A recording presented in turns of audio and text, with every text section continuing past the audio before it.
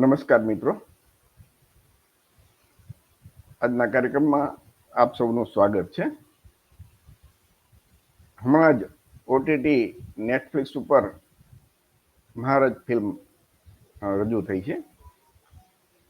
એ film રજૂ થાય એ પહેલા ઘણો વિવાદમાં આવી હતી. ઘણા સંગઠનોએ, ધાર્મિક સંગઠનોએ એનો વિરોધ કર્યો હતો કે ફિલ્મ રજૂ ન થવી જોઈએ.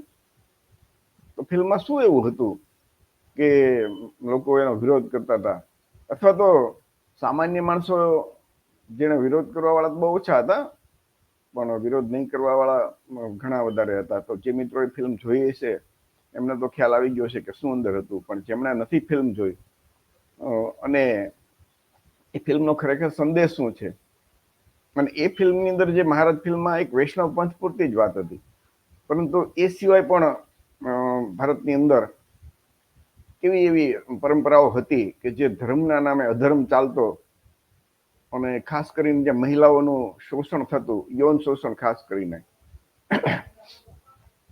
તો એ મહારાજ ફિલ્મમાં મહિલાઓનું શોષણ, મહિલા પરણેલી અને યુવતીઓનું પણ કેવી રીતે થતું શોષણ, તો એવી હિન્દુ ધર્મની અંદર અન્ય પ્રથાઓ પણ ઘણી હતી. તો જેમાં ખૂબ ખોટી પરંપરાઓ હતી, ખૂબ શોષણ થતું, અને એ પરંપરાઓ પણ ધીમે ધીમે એ બંધ થઈ, ઓછી થઈ. પરંતુ આજે પણ અમુક પરંપરા એવી છે જે ચાલુ છે, અને ધાર્મિક ગ્રંથોની અંદર જે મહિલાઓનું અપમાન કર્યું છે એ તો આજની તારીખે પણ ચાલુ છે. તો એ વિશે આપણે જાણીએ. આવા કાર્યક્રમનો હેતુ કોઈ ધર્મના નામે જે અધર્મ કરતા હોય એ બંધ થાય, લોકોમાં વૈજ્ઞાનિક અભિગમનો વિકાસ થાય, લોકો તર્ક કરતા થાય. તો એ ઇતિહાસ છે ને, એ ઇતિહાસમાંથી આપણે બોધપાઠ લેવાનો હોય હંમેશા. તો આ ઇતિહાસની વાત છે, જૂની વાત છે, અત્યારની વાત નથી, 19મી સદીની વાત છે. તો કેવી રીતે એ ફિલ્મ મહિલાઓનું શોષણ થતું એની વાત છે. ફિલ્મ જોશો એટલે તમને ખ્યાલ આવી જશે. સોશિયલ મીડિયા ઉપર તો ઘણી જગ્યાએ ફિલ્મના તમે મોબાઈલમાં પણ એ જોઈ શકો, ટીવીમાં પણ જોઈ શકો છો. આવી બીજી કઈ કઈ પ્રથા હતી? તો કે શુદ્ધિકરણ પ્રથા, સ્ટોન ટેક્સ, બ્રેસ્ટ ટેક્સ, પછી રથયાત્રામાં હિન્દુ કન્યાઓનું શોષણ થતું. હિન્દુ ધર્મના જે શાસ્ત્રો છે, મનુસ્મૃતિ, રામાયણ, મહાભારત સહિત આ બધા શાસ્ત્રોમાં જે મહિલા વિશે અપમાન કરેલું, પ્રથમ પુત્ર હોય તો એને ગંગામાં દાન આપી દેવાનો, આવી ઘણી બધી પ્રથાઓ જે હતી, આ મહારાજ ફિલ્મમાં એક જ વૈષ્ણવ પંથ પૂરતી જ વાત કરી છે, પણ બીજી ઘણી બધી આવી પ્રથાઓ હતી. એના વિશે પણ આપણે થોડુંક જાણશું. કે મહારાજ ફિલ્મની અંદર તો વૈષ્ણવ પંથ પૂરતો જ હતો, અને વૈષ્ણવ પંથમાં બહુ SC ST અને OBC ના લોકો બહુ ઓછા હોય છે, મોટા ભાગે મેં જોયું. કદાચ OBC ની અમુક જે કારીગર વર્ગના લોકો હશે એ ફિલ્મ વૈષ્ણવ પંથમાં હશે, પરંતુ બાકીના બહુ ઓછા હોય છે. તો ખાસ કરીને SC ST OBC ની મહિલાઓનું જે શોષણ થતું કેવી રીતે, એના વિશે પણ આપણે જાણશું. પહેલા આપણે એક મહારાજ ફિલ્મ વિશે થોડુંક જાણી લઈએ કે ફિલ્મમાં ખરેખર શું છે. ફિલ્મ તમે જોશો ને તો તમને સાચી મજા આવશે. મહારાજ ફિલ્મમાં છે ને વૈષ્ણવ સંપ્રદાયમાં ધર્મ નામે કેવો અધર્મ થતો હતો તે દર્શાવે છે. સત્ય ઘટના આધારિત આ ફિલ્મમાં પૂજારી ધર્મના નામે નાની નાની યુવતીઓ, નવી પરણેલી વહુ ઉપર બળાત્કાર કરે છે તે દર્શાવેલ છે. અને આ પરંપરાને ચરણ સેવા એક ધાર્મિક નામ આપી દીધું. અને કૃષ્ણદાસ છે એ એક 23 વર્ષનો યુવાન, એ આની વિરુદ્ધ મેદાને પડે છે અને આ જે સડો છે એને દૂર કરવાનો પ્રયાસ કરે છે. ફિલ્મમાં દર્શાવ્યું છે કે મહારાજને પસંદ પડી જાય ને એટલે કુંવારી કન્યાનું ધર્મના નામે યૌન શોષણ કરવાનું. તો આ ધર્મ કેવી રીતે કહી શકાય? લગ્ન બાદ મહિલાને મહારાજ પાસે મોકલવાની પહેલા. આ વૈષ્ણવ સંપ્રદાયની વાત છે. મોટાભાગે OBC SC ST સમાજના લોકો આ સંપ્રદાયમાં જોવા નથી મળતા. કદાચ હશે OBC ની કદાચ કારીગર વર્ગ હોય, પરંતુ મહિલા કોઈ પણ ધર્મની હોય, કોઈ પણ જાતિની હોય, મહિલાઓનું ધર્મના નામે કોઈ પણ ધર્મમાં, કોઈ પણ જ્ઞાતિમાં કે જાતિમાં એ મહિલાઓનું ધર્મના નામે જો શોષણ થતું હોય તો દરેક સભ્ય સમાજની વ્યક્તિએ એનો વિરોધ કરવો જોઈએ, એમ હું માનું છું. એ સ્વીકારી જ ન શકે ને આધુનિક આજના સમાજ. તો એ સમયમાં એનો વિરોધ થયેલો અને ધીમે ધીમે તમે જો આ બધી પ્રથાઓ બંધ થઈ. પણ આજની તારીખે ઘણી એવી પ્રથાઓ છે તે ભાઈ હુકર કુક આજ કરતી રીતે પણ ચાલુ હશે. અથવા તો હિન્દુ ધર્મની અંદર એના શાસ્ત્રોમાં જે મહિલાઓ વિશે ખરાબ લખેલું છે, નીચ દર્શાવ્યું છે ને, તો એ બધી વસ્તુ તો આજની તારીખે શાસ્ત્રોમાં એમને લખેલી જ છે, કઈ કાઢી નથી. તો આ વિશે આપણને એમ સવાલ થાય ને આપણે બધા એમ કે ભાઈ ઈશ્વર અને ધર્મના નામે આ પાછું થાય બધું. ઈશ્વરના એજન્ટ બની ગયેલા જે પૂજારીઓ છે અથવા તો જેના બાબા છે, એ ઈશ્વર અને ધર્મના નામે આ બધું કરે. તો ઈશ્વર કેમ નહીં રોકતા હોય? એક સવાલ થાય ને દરેક વ્યક્તિના કે જો ઈશ્વર હોય તો આવું એના ઈશ્વરના નામે, ધર્મના નામે એના જ એજન્ટ, એના જ ભક્ત કે એના જ પૂજારી આવું કરતા હોય તો એને ઈશ્વર કેમ નથી રોકતો? એટલે તર્કશીલ દરેક વ્યક્તિએ વિચારવાનું કે જો ખરેખર ઈશ્વર હોય તો આવું અટકાવવું જોઈએ ને. તો ઈશ્વરના અસ્તિત્વ તો ઉપર જ આમાં સવાલ ઉભો થાય છે. ઈશ્વર અને ધર્મના નામે જયારે આ લોકો પૂજારીઓ આવું કરતા હોય તો એ કેવી રીતે સ્વીકારી શકાય? ઈશ્વર વિશે પણ શંકા જાય ને બધાને. અને તર્ક કરવો જોઈએ. માનવી આપણને એ માનો કે શક્તિ આપી છે તર્ક કરવાની, સવાલ કરવાની. માનો કે કોઈ ઈશ્વર, તો ઈશ્વર જ આપી છે ને. અને જો ઈશ્વર હોય તો આપણને માણસને આવી શક્તિ જ ન આપે તર્ક કરવાની, સવાલ કરવાની. એવા કોઈ માણસ જ ઈશ્વર પેદા ન કરે કે જે આ ખોટું કામ કરતા હોય તો એની સામે અથવા તો એની જે માયાજાળ છે કે એની જે માયા છે એની વિરુદ્ધ કોઈ બોલે જ નહીં. બધાને ભગત જ બનાવે એવો ઈશ્વર આપણું નિર્માણ કરવું જોઈએ. એનો મતલબ કે ઈશ્વરને આમાં કોઈ રોલ નથી, ઈશ્વરે આવું કંઈ કર્યું નથી, પણ ઈશ્વરના નામે જે બનેલા એજન્ટો છે એ ધર્મના નામે અધર્મ કરે છે. તો આ સત્યપ્રકાશ નામનું એક મેગઝીન હતું, એમાં નીડર પત્રકાર કરસનદાસ એ આના વિરુદ્ધ લખે છે. એ પોતે જ વૈષ્ણવ પંથના હતા અને એ એમને લોકોને જગાડ્યા. તો એની વિરુદ્ધ કરસનદાસ પોતે છે એ વૈષ્ણવ પંથના હતા. એને એ પછી એમ કહે છે કે ભાઈ મને વૈષ્ણવ પંથ સામે કોઈ વાંધો નથી. એટલે જે ક્રાંતિકારી કહેવાય ને, એ ક્રાંતિ એની તમે જો ને તો એ તો અધૂરી જ. એ સમયમાં તમે જુઓ ને તો આમ તમે જ્યોતિરાવ ફૂલે, ડોક્ટર બાબા સાહેબ આંબેડકર, પેરિયાર રામાસ્વામી, ક્રાંતિકારીમાં એનું નામ આવે. કેમ કે એમણે તો આવા બધા જે પંથ હતા એને જ ન કરી નાખ્યો કે આ જ વસ્તુ ખોટી છે, આ તો ધર્મના નામે જ બધું ધંધો ચાલે છે. ત્યારે કરસનદાસ છે એ તો વૈષ્ણવ પંથમાં માનતા જ હતા, એની વિરુદ્ધ એને કોઈ લખ્યું જ નથી. તો આ છે કરસનદાસનો ઓરિજિનલ ફોટો. અને 1860માં એમને 8મી જાન્યુઆરી 1860 છાપું છે સત્યપ્રકાશ. એ એમાં આવું બધું લખ્યું અને એની વિરુદ્ધ આ જે ધાર્મિક ગુરુ છે ને એ આ બધું જે શોષણ કરતા એ જદુનાથજી મહારાજ વૈષ્ણવ સંપ્રદાયના, તો એમણે એક કેસ કરેલો. મહારાજ, એ કેસનું નામ છે જે ડેફેમેશન નો કહેવાય ને, કે અમારું માનહાનિ કરી છે, 50,000 રૂપિયાનો એની કેસ કરેલો. તો એ કેસ છે મહારાજ લાઇબલ કેસ. અને એવો જ એક બીજો કેસ છે પોલ કેસ. આ બંને વિશે નિવૃત્ત આઈપીએસ અધિકારી રમેશ સવાણીએ એક ઈ બુક બનાવેલી, લોભી ગુરુ અને લાલચી ચેલા. પણ એમાં એમ કે ભાઈ આપણી આંખો કેમ નથી ખુલતી? આટલું બધું આપણે જોતા જ આવીએ છીએ અને છતાં તમે જો તો એ હજી ચાલ્યા જ કરે. દર 5-10 વર્ષે એકાદો નવો બાબા થાય આખા ભારતમાં, અને આવું બધા એના ધતિંગ અને બધી પોલ બહાર પડે તો એ હજી ચાલુ જ છે.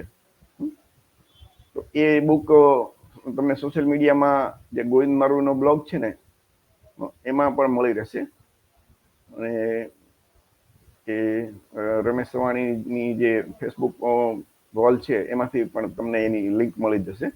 એ પુસ્તક પણ વાંચશો ને તો એમાં ડિટેલ તમને આ જે મહારાજ લાઇબલ કેસ શું હતો અને પોલ કેસ શું હતો એ બંને વિશે તમને જાણવા મળશે. એ મહારાજ લાઇબલ કેસમાં જે ફરિયાદી હતા ને એ જે બધું શોષણ કરતા મહિલાઓનું, એ જદુનાથજી મહારાજ હતા. એના વિશે વધારે આપણે વાત નથી કરતા. તમે પિક્ચર જોશો તો તમને થોડોક ખ્યાલ આવશે એની જે પાપ લીલાનો, પણ આજે પુસ્તક વાંચશો ને તો તમને પૂરેપૂરું અંદરથી બધું જાણવા મળશે.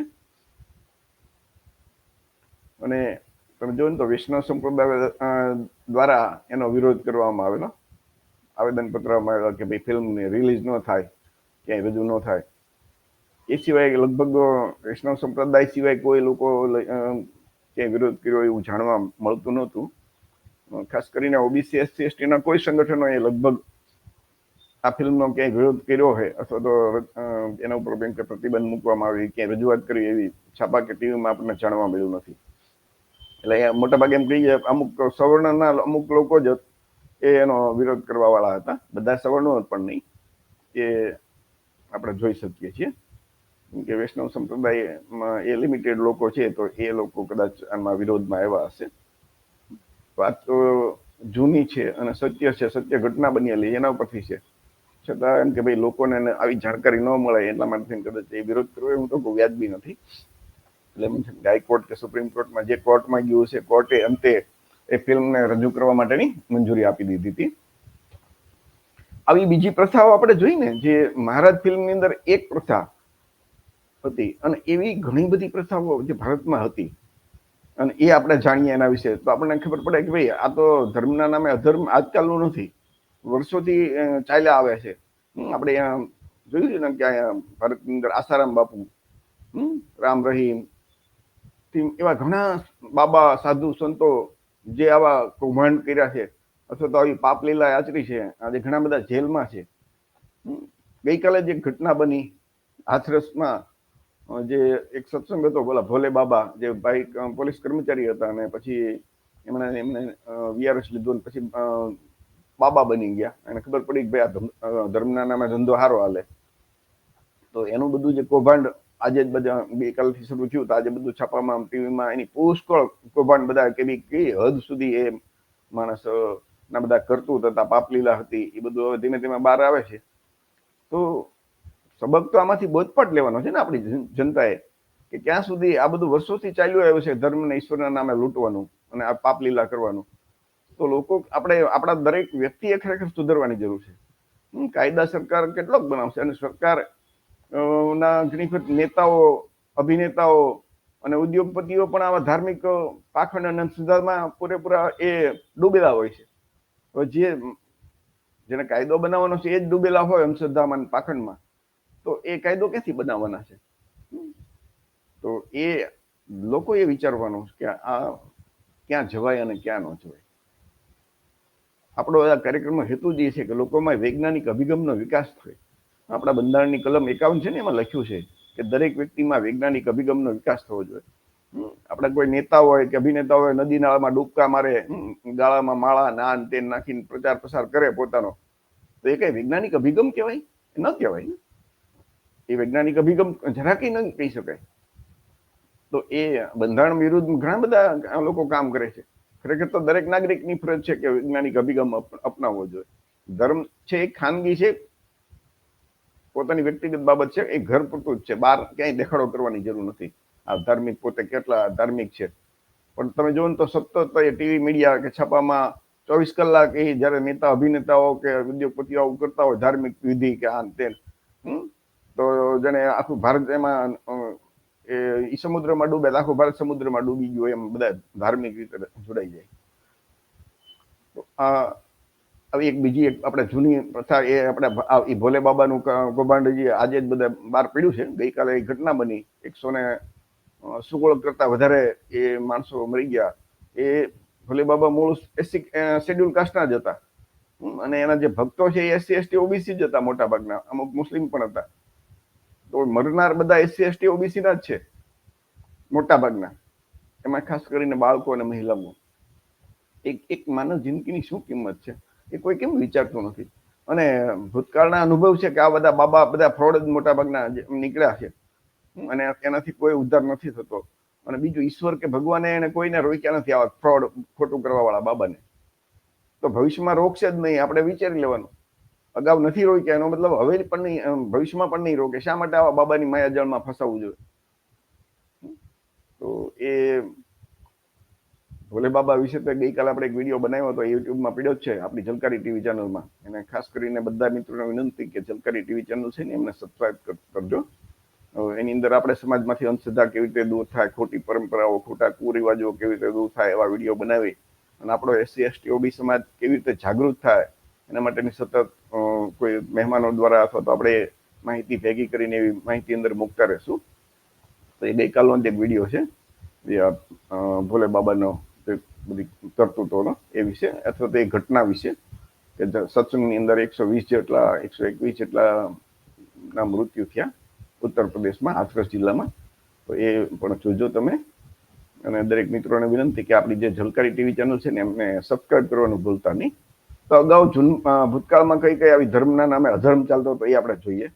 તો સૌથી પહેલા આવે દેવદાસી પ્રથા. વિચાર કરજો, આ દેવદાસી પ્રથા વિશે આપણે જાણીએ ને તો આપણા રૂવાડા ઉભા થઈ જાય કે શૂદ્રવર્ણની કન્યાઓ ધર્મ અને ઈશ્વરના નામે એને વેશ્યા જ બનવું પડતું. એને યુવાન થાય એટલે એ દીકરીને મંદિરમાં દાન આપી દેવાની. અને એની પાછળ એ બ્રાહ્મણ પંડા પૂંજારીઓ ધર્મ અને ઈશ્વરના નામે એવું એ લોકો ફેલાવેલું કે ભાઈ જે કુટુંબ એ દીકરી દાનમાં આપી દે એનું કુટુંબ છે એનો ઉદ્ધાર થઈ જશે. કુટુંબનો ઉદ્ધાર થાય કોઈને ખબર નથી, પણ દીકરી તો બરબાદ થઈ જાય. મંદિરમાં જે દેવદાસી મૂકે એ પછી કાંઈ મંદિરની સેવા કરે અને જે બ્રાહ્મણ પંડા પૂંજારીઓ છે એ એનો શારીરિક યૌન શોષણ કરતા. ધર્મના નામે આવું એક આપણી માનો કે આપણા ઘરે એક દીકરી હોય અને એના મા બાપનો જીવ કેવી રીતે હાલતો હશે? ખબર છે એને કે આ લોકો આવું કરવાના છે, પણ ધર્મના નામે એટલા બધા આપણા લોકો અંધભક્ત બની જાય. અને એ ફક્ત શૂદ્રવર્ણની જ કન્યાઓ, આમાં ક્યાંય સવર્ણોની કન્યા દેવદાસી નહોતી થતી, બધી શૂદ્રવર્ણની કન્યાઓ. શૂદ્રવર્ણ એટલે કોણ? એટલે કે જે હિન્દુ છે અને બ્રાહ્મણ, ક્ષત્રિય કે વૈશ્ય નથી એ સિવાયના તમામ. મોટા ભાગના એમ કહીને 99% આજના ઓબીસી, એસસી, એસટી, જેમાં ગુજરાતમાં સૌથી મોટી કોળી જાતિ આવે ને, આ બધા જે છે જે બ્રાહ્મણ નથી, ક્ષત્રિય નથી, વાણિયાય નથી, તો વિદ્યા એવા તમામ હિન્દુ કે શૂદ્રવર્ણમાં, હિન્દુ ધર્મમાં 4 જ વર્ણ છે. તો એ દેવદાસી પ્રથામાં શૂદ્રવર્ણની કન્યાઓને એમાં મજબૂર કરાતી હતી એક વૈશ્ય જેવું જીવન જીવવાનું, અને બ્રાહ્મણો એનો ઉપભોગ કરતા. એ પ્રથા એની એક યુટ્યુબ ઉપર માહિતી છે કે ભાઈ એ જે દેવદાસીને જે બાળકો જન્મતા એના તો કોઈ પિતા એક નક્કી ન હોય, એટલે એના બાળકોને એ હરિના જન કહેવાતા, હરિજન એમ. અને એકની પુષ્કળ કન્યાઓ, દરેક કુટુંબને એમ થાય કે આમ આપણો ઉદ્ધાર કરી નાખીએ, તો એના કુટુંબમાંથી એક દીકરીને આપી દે. અને દીકરીને નાની ઉંમર હોય, કુમળી વય હોય, કઈ વિચાર શક્તિ હોય નહીં, તર્ક કરી શકે નહીં, તો એ પણ બિચારી જેમ ઓલા ગાયની નાની ગાયની વાછરડીને કેમ દોરી જાય એમને દોરીને લઈ જાય, અને એ પોતે ધર્મના નામે પોતાનું આખું જીવન બરબાદ કરી નાખે. એ બ્રાહ્મણો, પંડા, પૂજારીઓ જે આવું કરતા હશે એને એમ શરમ કેમ નહીં આવતી હોય કે હું શું કરું છું? એની દીકરી કરતા નાની કન્યાઓ હોય ને એની સાથે એ લોકો આવું દુષ્કર્મ કરે. અને આ બધું ધર્મના નામે ચાલે. પાછું ઈશ્વર અને ધર્મના નામે. જો ઈશ્વર અને ધર્મ, ઈશ્વર હોય તો આવું રોકવું જોઈએ ને. ઈશ્વર કેવી રીતે સ્વીકારી શકે? હિન્દુ ધર્મમાં તો લખ્યું છે કે જે કાંઈ થાય છે ઈશ્વર એમ કે ઈશ્વરની ઈચ્છા વિના પાંદડું પણ ફરકે નહીં. તો શું આ નાની કન્યાનું એના ઉપર દુષ્કર્મ કરે, બળાત્કાર કરે આ પંડા પૂજારી, તો એ ઈશ્વરની ઈચ્છા હશે? આવું વિચારી શકાય? અને એ ધર્મના નામે આપણા લોકોને કેટલા અંધભક્ત બનાવી દીધા હતા એ વિચાર કરજો. એક સામાજિક કાર્યકર્તા છે ચંદુભાઈ મેહરિયા, એમનો એક સરસ મજાનો લેખ હતો એક યુટ્યુબ સોશિયલ મીડિયા ઉપર. એમાંથી મેં કોપી કરીને તમારી સામે આ એક થોડુંક એની એક વાત મૂકું છું, એટલે થોડુંક ખ્યાલ આવે કે કર્ણાટકના વિજયનગર જિલ્લાની કુડલીગી ગામની 22 વર્ષની દલિત યુવતીએ તેને બળજબરીથી દેવદાસી બનાવવાનો વિરોધ કર્યો હતો. તો દેવદાસી નિર્મૂલન કેન્દ્રની સહાય અને પરિવારની ઉપથી તે દેવદાસી બનતા બચી ગઈ. જો આઝાદી પછીની વાત છે. પુરીના જગન્નાથ મંદિરના 92 વર્ષના દેવદાસી શશીમણીનું 2014માં અવસાન થયું. ત્યારે માધ્યમોમાં તેમને છેલ્લા દેવદાસી ગણાવી. દેવદાસીની કુપ્રથા નામશેષ થઈ ગયા અને નગારા પી ગયા હતા. વિચાર કરજો કે જે આપણે જગન્નાથ રથયાત્રા નીકળે ને, એમાં દેવદાસી હતી. હું તમે એક બીજો હમણાં પછી પાછળથી એક સરસ મજાનો રથયાત્રામાં કેવી રીતે કન્યાઓનું શોષણ થતું હતું, કુંવારી કન્યાઓનું, એને કેવી રીતે દુશ્મન કરતો હતો, એના પર કેવી રીતે બળાત્કાર કરતા હતા એના પંડા પૂજારી જગન્નાથ યાત્રા, જે જગન્નાથપુરીના જે, તો એ પણ એક માહિતી છે આપણી પાસે.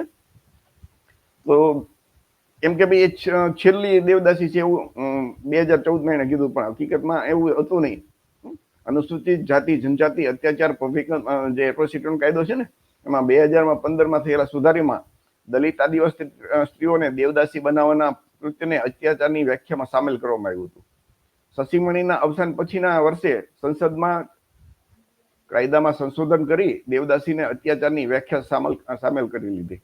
અને કર્ણાટકના કુંડલગીની યુવતીઓનો આ વર્ષે દેવદાસી બનવાનો ઇનકાર, એનો મતલબ એમ કે ભાઈ દેવદાસીની કુપ્રથા આજે પણ જીવંત હોવાનો પુરાવો.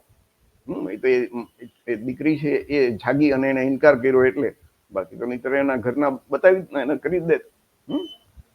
જે આપણે જોયું ને કે ભાઈ આ મહારાજ ફિલ્મની અંદર હતું કે ભાઈ જે દીકરીનું આજે મહારાજ શોષણ કરે ને, એને લઈ જાય ને અને એને એની સાથે ઉપર બળાત્કાર કરે, દુષ્કર્મ કરે, તો એના ઘરના ખુશ થાય અને એ લાપસીનું રાંધણ કરે. વિચાર તો કરો, પોતાની દીકરી ત્યાં મહારાજની સામે ધરી દે અને ઘરે લાપસી. એ ફિલ્મની અંદર એક સંવાદ છે, એ કરસનદાસ છે ને એ જદુ મહારાજને પૂછે છે કે ભાઈ તમારા ઘરની કોઈ દીકરીની સાથે આવું થાય તો તમે સ્વીકારી શકશો? એ બહુ સરસ એમ આપણને હૃદય ઉપર ઘા કરે એવો એક સંવાદ હતો.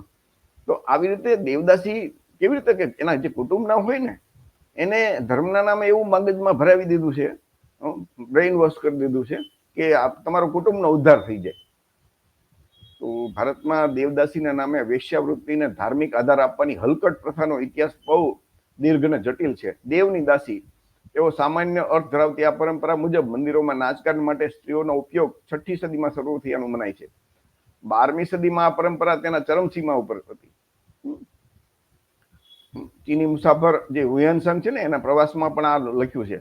કર્ણાટક, ઓરિસ્સા, આંધ્રપ્રદેશ, તામિલનાડુ, મહારાષ્ટ્ર, મધ્યપ્રદેશ, ગુજરાત, રાજસ્થાન અને ગોવામાં આ પ્રથા હતી.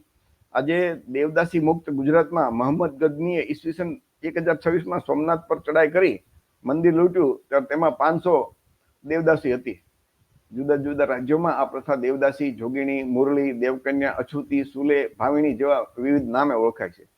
ગરીબ દલિત કન્યાઓને કુમળી વયે દેવદાસી બનાવી વેશ્યા બનવા માટે મજબૂર કરાય છે. આ કુપ્રથાને ધર્મનું સમર્થન છે. વિચાર કરજો, આ કુપ્રથા છે એના પાછું ધર્મનું સમર્થન. ગામનો ધનાઢ્ય જમીનદાર ગામના નિર્ધન દલિતની રૂપાળી સગીર દીકરીની પોતાના દેહવાસના માટે દેવદાસી તરીકે પસંદ કરે છે. ધાર્મિક અંધશ્રદ્ધા, દેવીનો પ્રકોપ, ડર, શિક્ષણનો અભાવ અને ગરીબી કન્યાઓને દેવદાસી બનાવે છે. દેવદાસી બનવા માટે કન્યાનું વિધિપૂર્વક દેવી યલમ્માને સમર્પણ કરાય છે. જાણીતા મરાઠી લેખક ઉત્તમ કાંબળે એના એક પુસ્તક હતું, એમાં દેવદાસીમાં દેવી યલમ્માની ઉત્પત્તિની જે દંતકથા વર્ણવી, અને એ જે યલમ્માની જે દંતકથા છે એ મુજબ એમ કે સેંકડો વર્ષ પૂર્વે બ્રાહ્મણ યુવતી બળાત્કારોથી બચવા ભાગી ત્યારે તેને યલમ્મા નામક દલિત યુવતી આશરો આપીને બચાવી હતી. એટલે બ્રાહ્મણોએ રક્ષક યલમ્માને દેવી ગણી અને તેનું મંદિર બનાવ્યું. કાળક્રમે યલમ્માનો મહિમા વધ્યો અને સ્ત્રીઓ, ખાસ કરીને દલિત સ્ત્રીઓ, એને પોતાનો દેહ સમર્પિત કરવા માંડી. રક્ષણાર્થ પોતે જ ધર્મ પ્રણીત યૌન શોષણનો શિકાર બને એવી પુરોહિત વર્ગની જે કુટિલતા, કપટ લીલા, આ જે પુરોહિત વર્ગ છે ને એની કપટ લીલા તમે જુઓ. પછી તો એ લોકો આવું બધું આવું લખી નાખે તો લોકોનું ધર્મનું તો બધું એ જ સંભાળતા હતા આ બધા પુરોહિત વર્ગ. એટલે કે તમે જો તમારી દીકરી આપશો તો તમારો કુટુંબ ના હોય તો ઉદ્ધાર થઈ જશે. તો આરંભે મંદિરમાં દેવદાસીનું સ્થાન અને મહત્વ પૂજારી પછીનું હતું. તે અખંડ સૌભાગ્યવતીની જેમ શુકનવંતીમાં નથી, પરંતુ પિતૃસત્તા અને સામંતવાદના પ્રભુત્વએ દેવદાસીઓ અને પૂજારીઓ અને જમીનદારોનો એની હવસ તરફ ધકેલી દીધી. જે સ્ત્રીને દેવદાસી બનાવાય છે તે લગ્ન કરી શકતી નહીં, ક્યારેય પોતાના ઘરે પરત જઈ શકતી નહીં. ગામનો જમીનદાર તેની સાથે લગ્ન બાહ્ય સંબંધ રાખતો, પણ તેના ગુજરાતની જવાબદારી લેતો નહીં. વિચાર કરજો. એનું શરીર ચૂથી નાખે, પણ એની કોઈ જવાબદારી નહીં. દેવદાસીને તો ગામના છેડે ઝૂંપડીમાં રહેવું પડતું હતું અને મજૂરી કરવી પડતી. મંદિરમાં નાચ ગાન કરતી દેવદાસી કદી મંદિરના ગર્ભગૃહમાં જઈ શકતી નહોતી. તેની દયનીય સ્થિતિનું વર્ણન કરતા બ્રોકન પીપલ પુસ્તકમાં સ્મિતા નરુલા લખે છે કે દેવદાસી ગામમાં અલગ રહે છે. દલિત પુરુષો સહિત તમામ પુરુષો એનો ઉપભોગ કરે છે. વિચાર કરજો. પછી તો શૂદ્ર વર્ણના લોકો એનો દુરુપયોગ કરે. દેવદાસી સાથેની બળજબરીથી થતા શરીર સંબંધને કોઈ બળાત્કાર ગણતું નથી. દેવદાસી પ્રથાની નાબૂદી માટેના પ્રયાસોનો દક્ષિણમાં પેરિયાર રામાસ્વામી નાયકરે અને મહારાષ્ટ્રમાં મહાત્મા જ્યોતિરાવ ફૂલે આરંભ કર્યો હતો. ડોક્ટર આંબેડકરે 1936 અને 1938માં દેવદાસી અને વેશ્યાઓની સભાઓ કરીને તેમને કલંકિત જિંદગી છોડી સોમાનભેર જીવવા હાકલ કરી હતી. 1893માં મૈસૂર સરકારે મંદિરમાં દેવદાસીઓની નાચગાન ઉપર પ્રતિબંધ કરતો કાયદો પસાર કર્યો હતો. 1920માં શાહુજી મહારાજે કોલ્હાપુર રાજ્યમાં દેવદાસી નાબૂદીનો નિયમ ઘડ્યો હતો. અંગ્રેજ સરકારે 1934માં બોમ્બે દેવદાસી પ્રતિબંધક કાયદો બનાવ્યો. આઝાદી પછી કર્ણાટક અને આંધ્ર સરકારે દેવદાસી પ્રથા વિરુદ્ધ કાયદા બનાવ્યા હતા. તેમ છતાં આ પ્રથા બેરોકટોક એટલા માટે ચાલે છે કે મોટાભાગની રાજ્યોની જે સરકારોના કાયદા દેવદાસીને જ ગુનેગાર ઠેરવે છે. દેવદાસીને આ વિકૃત પ્રથામાં ધકેલનાર કે તેનો ઉપભોગ કરનારને કોઈ સજાની જોગવાઈ કાયદામાં નથી. વિચાર કરજો, કાયદો બન્યો તો એમાં જે દેવદાસી બની દીકરીને સજા થાય, અને જે એનો ઉપભોગ કરે પુરોહિત વર્ગો અથવા તો જે જમીનદારો, એને કોઈ સજા નહીં. તો આ તો કઈ હદ સુધી જે મનુવાદી બ્રાહ્મણવાદી શાસન વ્યવસ્થા, તમે વિચાર કરજો. દેશમાં દેવદાસીના પ્રમાણ અંગે કોઈ આધારભૂત માહિતી મળતી નથી. મહિલા સાંસદ ઉષા પ્રકાશ ચૌધરીએ પહેલીવાર 25મી ફેબ્રુઆરી 1983ના રોજ લોકસભામાં દેવદાસીઓનો પ્રશ્ન ઉઠાવ્યો હતો. તેમણે આઝાદી પછીના 35 વર્ષમાં 1.5 લાખ અને વર્ષે 4,500 કન્યાઓને દેવદાસી બનાવતી હોવાની રજૂઆત કરી હતી. માત્ર દક્ષિણ ભારતમાં જ 5 લાખ દેવદાસીઓનો હોવાનો એક અભ્યાસમાં અંદાજ છે. તેમાંથી 95% દલિત સ્ત્રી અને 58% દલિત સ્ત્રી અને 58% 30 વર્ષ કરતા ઓછી,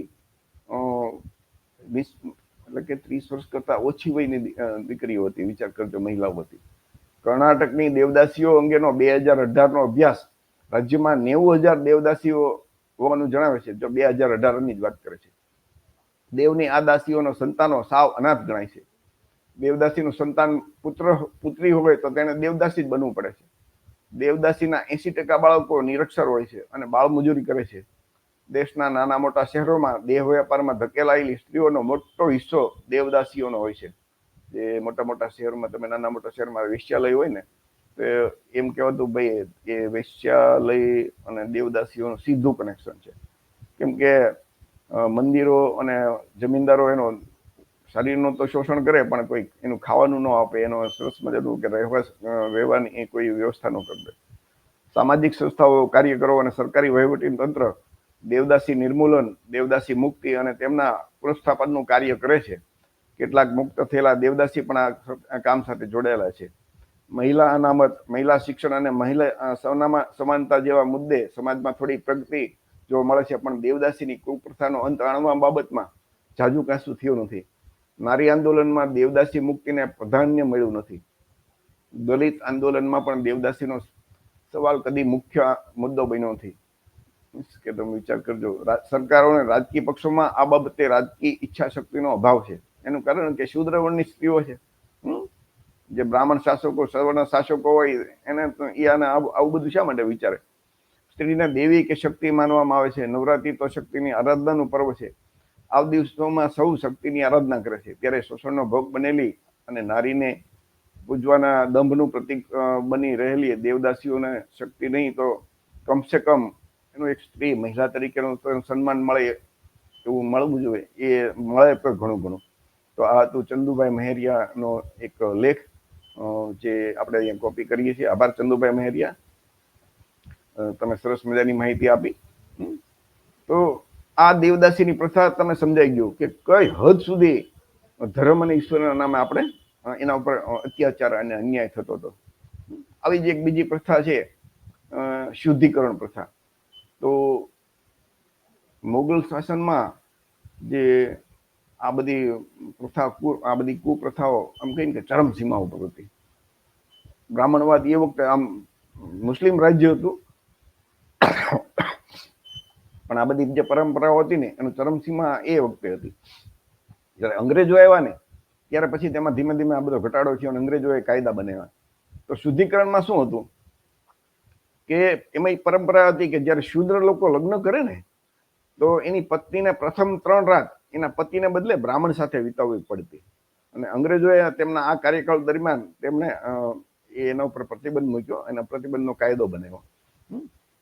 વિચાર કરજો કે આપણા ઓબીસી SC ST ના જે લોકો શૂદ્રવર્ણના છે એ પરણીને ઘરે એની નવી પરણેલી વહુ આવે તો એને પહેલી 3 રાત એ બ્રાહ્મણ સાથે વિતાવવી પડતી હતી. વિચાર તો કરો. અને એનું નામ શુદ્ધિકરણ આપી દીધું ધર્મ અને ઈશ્વરના નામે કે ભાઈ તમે તો શૂદ્રવર્ણના છો એટલે કે તમે ઘર માંડતા પહેલા એ મહિલાનું અમે એ યુવતીનું શુદ્ધિકરણ કરી નાખ્યું. તો એની બ્રાહ્મણ પંડિતોય પુરોહિત વર્ગોએ એની હસ સંતોષવા માટે કઈ હદ સુધી ધર્મનો દુરુપયોગ કર્યો હતો. વિચાર તો કરજો. અને એ વખતે તો આપણે તો લોકો શૂદ્રવર્ણના લોકોને કઈ બોલવાનો અધિકાર હતો નહીં, વિરોધ કરવાનો અધિકાર નહોતો. તો ફક્ત બ્રાહ્મણો નહીં, પછી તો જમીનદારો જે ગામના ઠાકોર હોય જમીનદારો એ પણ એનો દુરુપયોગ કરતા. આજથી 20 વર્ષ પહેલાની વાત છે. હું એક આપણો અહીંયા ગરડા તાલુકાનું ઉગામેડી ગામ છે, ત્યાં એક 12માં બેઠો હતો. અમારા એક રિલેટિવના સગા ગુજરી ગયા એટલે. તો એ વખતે 20 વર્ષ પહેલા એક 85 વર્ષના દાદા મકોડભાઈ સાંકળિયા કરીને, મકોડભાઈ સાંકળિયાનું નામ, તો એ બેઠા હતા. તો જસ્ટ બધા 200-250 માણસો બેઠા હોય એની વચ્ચે મેં એમ પૂછ્યું હતું કે દાદા આઝાદીના સમયે તમારી ઉંમર કેટલી? તો કે 20-22 વર્ષની એવું કાંઈક એને કીધું. મેં કીધું આઝાદીનો સમય અમે તો જોયો નથી, પણ તમે આઝાદી પહેલાનો અને આઝાદી પછીનો બંને સમય તમે જોયા છો. તો હું તમને એક સવાલ પૂછું તો કે ખરેખર આઝાદી પહેલાનો સમય સારો હતો કે અત્યારનો સમય સારો હતો? એટલે એમણે મને બહુ સરસ જવાબ આપ્યો કે અત્યારનો સમય ખૂબ સારો છે. આઝાદી પહેલા તો અમે લોકો પરણીને આવીએ ને તો કે આપણી જે પત્ની હોય વહુ એને તો એ ઠાકોરના ઘરે જમીનદારના ઘરે રાત ત્યાં પહેલા મોકલવી પડતી હતી. આવી દશા હતી. એટલે કે કેટલું દમન આપણા ઉપર થતું હતું. વિચાર કરજો. તો આ એક દાદા એના પોતાનો અનુભવ એને મને કીધેલો, અને એ આપણે જોઈએ છીએ તો એ આપણે ઇતિહાસમાં આવી ઘટના જોવા મળે છે. આ તો માનો કે જે લોકશાહી આવી, અંગ્રેજો આવ્યા, નહીતર તો આવી બધી પ્રથા એ લોકો એને ઈશ્વરના ધર્મના નામે ચાલુ જ હોય ને. અને છતાં આપણા લોકો એ ધર્મ એ જ ઈશ્વરને છોડી નથી શકતા. ઓબીસી SC ST ના સમાજ ઉપર, એની દીકરીઓ ઉપર, શૂદ્રવર્ણના લોકો પુરુષો ઉપર પણ એટલા જ અત્યાચાર થયા છે. પણ છતાં ઈશ્વર અને ધર્મના જે અત્યાચાર કરનાર એ પંડિત પુરોહિતો બનાવેલો જે કાલ્પનિક એનો બ્રાહ્મણ ધર્મ છે, એને આપણા ઓબીસી SC ST ના શૂદ્રવર્ણના લોકો જે પોતાને હિન્દુ માને છે એ આજની તારીખે છોડી નથી શકતા. તો જે જ્યોતિબા ફૂલે કીધું ને, ગૌતમ બુદ્ધે કીધું છે, ડોક્ટર બાબા સાહેબ કીધું છે કે ભાઈ બધા જે દુઃખનું કારણ છે ને અજ્ઞાન છે. તો આપણા લોકો સત્ય જાણતા જ નથી. પણ માનો કે આ વિડીયો જોવો અને તમે જાણશો ને તો તમારે પણ રૂવાડા બેઠા થઈ જશે કે જે ઈશ્વરના નામે આટલું જે એ ધર્મ આપણો હોય જ નહીં ને. સીધી વાત છે. આપણી દીકરીઓ સાથે આટલું શોષણ કરતા હોય, શા માટે એ ધર્મના પડ્યો? એટલે જ ડોક્ટર બાબા સાહેબ આંબેડકરે 14 ઓક્ટોબર 1956 ના રોજ કીધું કે ભાઈ આ ધર્મની અંદર તો આપણે જ્યાં સુધી પડ્યા રહેશું ત્યાં સુધી આપણો કોઈ દિવસ સુધાર નથી. એટલે જ એમને બૌદ્ધ ધર્મની દીક્ષા લીધી. અને જે આપણો ભારતનો મૂળ ધર્મ છે, સમ્રાટ અશોકના સમયમાં જો આખું ભારત બૌદ્ધમય હતું. એનો મતલબ કે આપણા પૂર્વજો 100% 100% બૌદ્ધ હતા. તો આ આપણો ઇતિહાસ છે. ઇતિહાસ જાણીને એમાંથી બોધપાઠ લેવાનો હોય.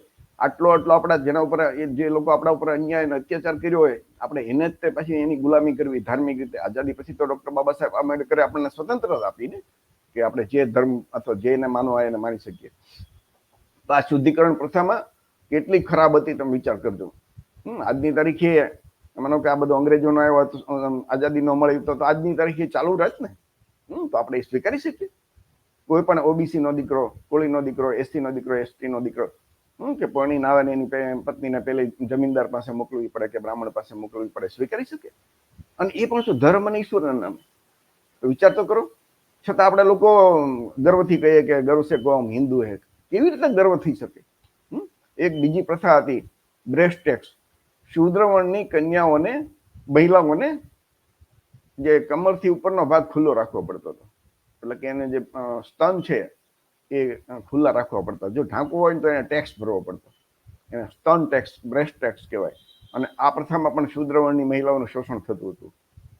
વિચાર કરજો. અને આ એક બ્રાહ્મણ પુરોહિત વર્ગ હોય તે પંડા પૂજારીઓને આ નિયમ બનાવ્યો હતો. અને કેરળમાં આજે ક્રૂર પ્રથા હતી. અને આની સામે એક નાંગેલી નામની એક કન્યા છે, મહિલા છે, એની સામે પડેલી.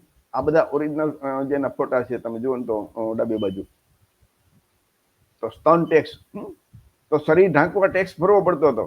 મહિલાઓની છાતી ઢંકાયેલી જોવા મળે તો બ્રેસ્ટ ટેક્સ માંથી રાહત મેળવવા તેમના કપડા ફાડી નાખે, સ્તન કાપી નાખે. એટલે કે કોઈ મહિલાએ ટેક્સ નો ભર્યો અને એની જો છાતી ઢંકેલી હોય તો એના કપડા ફાડી નાખે. વિચાર તો કરો. ભારતમાં ઇતિહાસ પર નજર કરીએ તો એક સમય એવો હતો કે જયારે મહિલાને સ્તન ઢાંકવાની મનાઈ હતી. 19મી સદીમાં દલિત મહિલાઓની છાતી પરનો ડ્રેસ કે બ્લાઉઝ દેખાતાની સાથે જ તેને છરી વડે ખેંચીને ફાડી નાખવામાં આવતો. મહિલાઓ સાથેના આવા ભેદભાવ અને ભેદભાવની કહાની ક્યારે અને કેવી રીતે શરૂ થઈ તે જાણો. એક સોશિયલ મીડિયામાં સરસ મજાનો લેખ છે ગૂગલમાં. તો 1729માં મદ્રાસ પ્રેસિડેન્સીમાં ત્રાવણકોર સામ્રાજ્યની સ્થાપના રાજા માર્તંડ વર્મા હતા. જ્યારે સામ્રાજ્યની રચના થઈ ત્યારે નિયમો અને બનાવવામાં આવ્યા અને વેરા વસૂલવા માટે સિસ્ટમ બનાવવામાં આવી હતી. આજની જેમ હાઉસ ટેક્સ, સેલ ટેક્સ અને જીએસટી કેમ અત્યારે બધા ટેક્સ છે, એમ એ સમયે એક ટેક્સ હતો બ્રેસ્ટ ટેક્સ, એટલે કે સ્તન ટેક્સ. આ ટેક્સ દલિત અને ઓબીસી વર્ગની મહિલાઓ પર લાદવામાં આવ્યો હતો. વિચાર કરજો, દલિત એટલે કે શૂદ્ર વર્ણની મહિલાઓ પર. અને ટેક્સ કેટલો કે સ્તનના કદ પ્રમાણે, મોટા સ્તન હોય તો એને વધારે ટેક્સ, નાનું સ્તન હોય તો ઓછો ટેક્સ. ત્રાવણકોરમાં નીચલી જાતિની મહિલાઓ માત્ર કમર સુધી જ કપડાં પહેરી શકતી હતી. જ્યારે પણ તે અધિકારીઓ અને ઉચ્ચ જાતિના લોકો સામેથી પસાર થતી ત્યારે તેમણે પોતાની છાતી ખુલ્લી રાખવી પડતી હતી. જો મહિલાઓ તેમના સ્તનને ઢાંકવા માંગે છે તો એના બદલામાં એમણે ટેક્સ ચૂકવવો પડે. આમાં પણ બે નિયમ હતા કે ભાઈ નાના ટેક્સ હોય એને ઓછો ટેક્સ, મોટા સ્તન હોય એને વધારે ટેક્સ. અને આ કરનું નામ છે ને, કર જે ટેક્સ, એનું નામ હતું મુલ્લા કરમ. જમીનદારોના ઘરમાં કામ કરતી વખતે દલિત સ્ત્રીઓ કે શૂદ્ર વર્ણની સ્ત્રીઓ તેમના સ્તન ઢાંકી શકતી નહીં. અને છત્રી લઈને ન બેસી શકે, તો ખુલ્લા જ રાખવા એમ. અને પુરુષોને માથું ઢાંકવાની છૂટ નહોતી, પુરુષો માથું ખુલ્લું રાખવું. આ અભદ્ર રિવાજ માત્ર સ્ત્રીઓ નહીં પણ પુરુષોને પણ લાગુ પડતો હતો. તેણીને માથું ઢાંકવાની મંજૂરી નહોતી. જો તેઓ કમર ઉપર કપડાં પહેરવા અને માથું ઊંચું કરીને ચાલવા માંગતો હોય તો એમને અલગથી ટેક્સ ચૂકવવો પડતો. અને આ પ્રણાલી ઉચ્ચ જાતિ સિવાયની દરેકની મહિલાઓને લાગુ પડતી હતી. પરંતુ વર્ણ વ્યવસ્થામાં સૌથી નીચે હોવાને કારણે નીચલી જાતિની દલિત મહિલાઓને સૌથી વધુ હેરાનગતિનો સામનો કરવો પડતો હતો. વિચાર તો કરજો. જો નાદર વર્ગની સ્ત્રીઓ એના છાતીના કપડા ઢાંકી દે અને એની માહિતી જે શાહી પૂજારી, જે પુરોહિત વર્ગ છે, એ બ્રાહ્મણ વર્ગ છે, એને પહોંચે તો એ છરીથી એના કપડા ઉપરના કાપી નાખતા અને એની સાથે એની બ્લાઉઝ ખેંચીને ફાડી નાખતા. આ કાપડને તે ઝાડ ઉપર લટકાવતો, એટલે ભવિષ્યમાં બીજી કોઈ મહિલાની હિંમત ન હાલે કે ભાઈ આપણે એની છાતીને ઢાંકી રાખીએ. અને આ એક જે પુરોહિતો છે, એ પૂજારી છે, જે બધી નીચી જાતિના લોકોને સંદેશ આપવા માંગતા. કેરળ જેવા શિક્ષિત રાજ્યમાં 150 વર્ષના સંઘર્ષ બાદ મહિલાઓને બ્લાઉઝ પહેરવાનો અધિકાર મળ્યો છે. અને નાંગેલીનું જે એક મહિલા છે ને, એની સામે પડી હતી નાંગેલી. એમાં નાંગેલીએ પોતાનું બલિદાન આપ્યું હતું. અને એની વાત આપણે જયારે આ વિડીયો ચાલુ જ છે તો એ નાંગેલીએ શું બહાદુરી ભર્યું કામ કર્યું અને કેમ પોતાની જાતને મૃત્યુ સામે સોંપીને બલિદાન આપ્યું, એ આપણે થોડુંક જાણીએ. તો 19મી સદીમાં કેરથલામાં નાંગેલી નામની એક સ્ત્રી રહેતી હતી અને એ પોતે સ્વાભિમાની હતી અને ક્રાંતિકારી હતી. તેને નક્કી કર્યું કે સ્તન તો એને પોતાના સ્તનને ઢાંકશે અને ટેક્સ પણ નહીં ચૂકવે. તો નાંગેલીનું આ પગલું જાગીરદારોના મોઢા ઉપર થપ્પડ સમાન હતું. જ્યારે અધિકારીઓ ઘરે પહોંચ્યા ત્યારે નાંગેલીના પતિ ચિરાગ કુંદને ટેક્સ ભરવાનો ઇનકાર કરી દીધો. વાત રાજા પાસે પહોંચી. રાજાએ એક મોટું ટોળું નાંગેલીમાં મોકલ્યું અને તેના વિચ્છેદ થયેલા સ્તનને એક પાન ઉપર ગોઠવીને અધિકારીને સોંપ્યા. આનું એક યુટ્યુબ ઉપર પિક્ચર પણ છે મિત્રો, એ તમને પણ જોવું હોય તો જોઈ શકાય. તો રાજાના આદેશ પર અધિકારીઓ કર વસૂલો નાંગીલાઈના ઘરે પહોંચ્યા ને ત્યારે આખું ગામ ભેગું થઈ ગયું. અધિકારીએ કહ્યું કે બ્રેક્સ ટેક્સ ભરો, તમને કોઈ માફી નહીં મળે.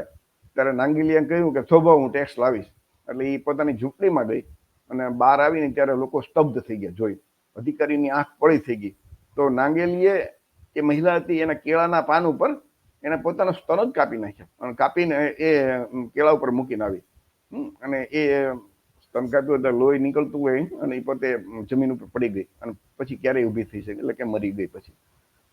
તો નાંગેલીની અંતિમ યાત્રામાં જંપલાવી ને એના પતિએ પણ આત્મહત્યા કરી લીધી. વિચાર કરજો, જે પંડિત પૂજારીઓએ જે આ બધું નિયમો બનાવ્યા, જે શાસન પ્રથા એ, કેમ કે શાસન પ્રથામાં બધા જે અધિકારીઓ હતા એ બધા પંડિતો જ હતા. રાજાને કેમ બનાવે નિયમ, તો એ આજે આપણી શૂદ્રવર્ણની મહિલાઓની વિચાર તો કરજો કેટલી દુર્દશા. અને એ જ પંડિત પૂજારીને આપણે એને આપણા સર ઉપર બેહાડીએ, એનો માન સન્માન એ તમે વિચાર કરજો. તો અજ્ઞાનના કારણે કેટલું આપણે લોકો ખોટું કામ કરીએ છીએ. તો હવે તો જાગવું પડશે ને આવી બધી વાતો સાંભળીને, જાણીને. નાંગલીના મૃત્યુ પછી તેના પતિ ચિરકુંદને પણ અંતિમ સંસ્કારમાં કૂદીને એને આત્મહત્યા કરી. ભારતીય ઇતિહાસમાં કોઈ માણસે સતી કરવાની એકમાત્ર ઘટના છે. એટલે કે મોટા ભાગે સતી પ્રથામાં એવું હતું ને, સતી પ્રથા પણ એક જ હતી, પણ એ સતી પ્રથા તમે જુઓ ને તો એ ક્ષત્રિય પૂરતી જ મર્યાદિત હતી. ક્ષત્રિયમાં અમુક એક વિસ્તાર હતો, એ વિસ્તાર પૂરતો જે તમે ખાસ કરીને રાજસ્થાનની સાઈડ છે એમાં સતી પ્રથા હતી. એ સિવાય આખા દેશમાં નહોતી અને ક્ષત્રિય સમાજમાં જ હતી. પરંતુ આ જે પ્રથા હતી એમ કે ભાઈ કોઈ સ્ત્રી મરી જતી હોય, એની જે અંતિમ વિધિ હાલતી હોય અને એ જે ચિતા હોય એની સળગતી હોય ને એમાં પતિ અંદર જઈને પડીને એને પોતે પતિ સતી થઈ જાય, સતો થઈ જાય. તો એવી એકમાત્ર ઘટના એમ કે આ કહી શકાય કે આ નાંગેલીનો પતિ છે એમાં પોતે એમાં કૂદીને એને આત્મહત્યા કરી લીધી. તો ભારતીય ઇતિહાસમાં આ એક જ ઘટના છે. આ ઘટના બાદ બળવો થયો અને હિંસા શરૂ થઈ. સ્ત્રીઓએ સંપૂર્ણ કપડાં પહેરવા લાગી. તો મદ્રાસ કમિશનર ત્રાવણકોરના રાજાના મહેલમાં પહોંચ્યા અને કહ્યું કે અમે હિંસા રોકવામાં નિષ્ફળ સાબિત થયા છીએ, તમે કંઈક કરો. તો એ વખતે અંગ્રેજોનું પણ શાસન આવી ગયું હતું. જે ઈસ્ટ ઇન્ડિયા કંપની છે મોટા ભાગે જશે. રાજા પાછળના ભાગે ચાલ્યો ગયો. તેમને જાહેરાત કરવી પડી કે હવે નાદર જાતિઓને મહિલાઓ ટેક્સ વગર ઉપરના કપડા પહેરી શકશે. તો આ તસવીર છે ને, આમાં તમે જે ફોટો જોવો છો એ જોર્જ થાલિયાલ જે ફાઉન્ડેશન જે ત્રાવણકોર સામ્રાજ્યમાં મહિલાઓની સ્થિતિ જોઈને તમે એ જોઈ શકો છો. જ્યારે સ્ત્રીની દુશ્મન ગઈ, જ્યારે નાદર જાતિની સ્ત્રીઓને તેમના સ્તન ઢાંકવાની છૂટ હતી ત્યારે એઝવા સેનાર અથવા નાદર જાતિની સ્ત્રીઓ પણ બળવો કર્યો હતો. તેમના બળવાને ડામવા માટે ઉચ્ચ પરિવારની મહિલાઓ પણ આગળ આવી. હવે વિચાર કરજો, ઉચ્ચ પરિવારની મહિલાઓ પાછી એની વિરુદ્ધમાં આવી કે ભાઈ ના એ લોકોએ તો ટેક્સ મહિલા એનું છાતી ન ઢાંકી શકે. તો એક મહિલાની દુર્દશા જે કરી તો એમાં એની લાગણીઓ નહોતી સમજી શકતી. આ કારણ શું છે કે સવર્ણો અને જે પછાતો શૂદ્રો એની વચ્ચેનો જે ભેદ હતો ને, તો શૂદ્ર વર્ણના લોકોને ખરેખર તો માનવી તરીકે જીવવા કોઈ અધિકાર જ નહોતા. તો વિચાર કરજો કે આ લોકો કઈ હદ સુધી આપણી સ્ત્રીઓનું શોષણ કરતા હતા. અને એ પણ પંડા પૂજારીઓ જે પુરોહિત વર્ગ છે એના આદેશને કારણે.